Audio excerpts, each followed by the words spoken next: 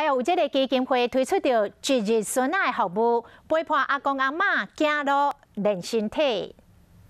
这样从此以后就是走路起来特别的慢，不方便。走路袂稳需要人家扶，伊是80岁的单纯阿嬷。几年前因为身体退化，走路袂稳的跋倒，大部分伫厝内坐轮椅，无想要振动，一直到厝内人请外籍看护。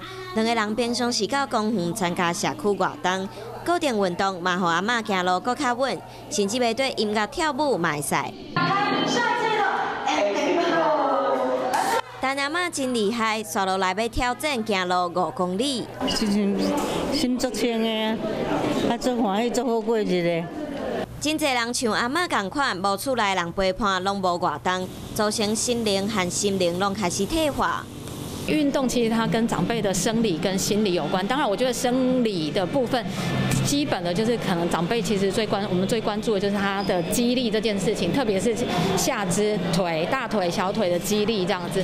那还有一个是当长辈有机会运动的时候，特别是户外运动，有机会晒晒太阳，那这个也有很多的数据显示，它跟长辈的心理健康会跟开朗，其实有非常大的关系的。那无人陪伴，是大人阁想要运动要安怎？